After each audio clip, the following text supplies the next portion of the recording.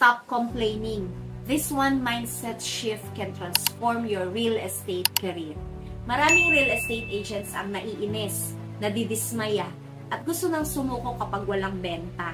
Pero alam mo ba kung ano ang pinaka-underrated na sekreto ng mga top-performing agents? Gratitude.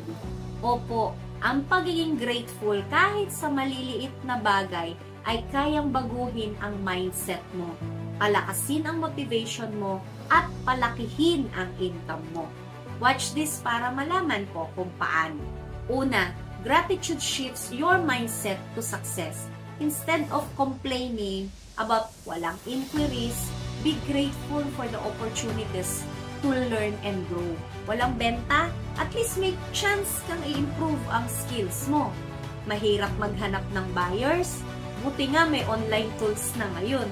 Ang daming rejection, ibig sabihin, mas lumalapit ka na sa yes mo.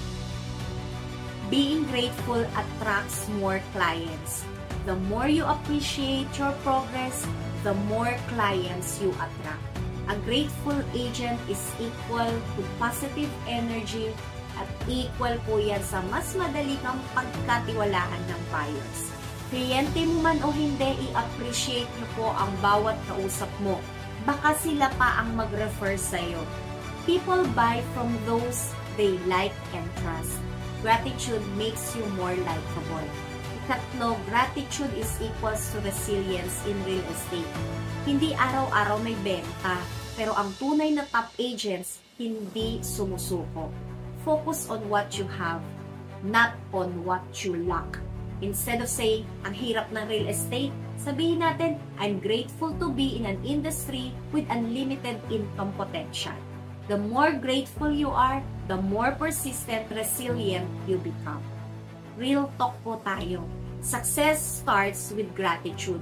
Kung gusto mong magtagal sa real estate, stop focusing on what's missing.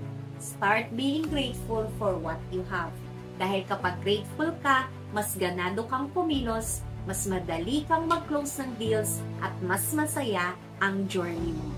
Comment po ninyo ang grateful dito po sa ating comment section kung ready ka nang i-embrace ang success mindset na ito.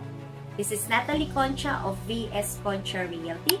Lagi po nating tatandaan, real estate is for everyone. Let's learn and grow together.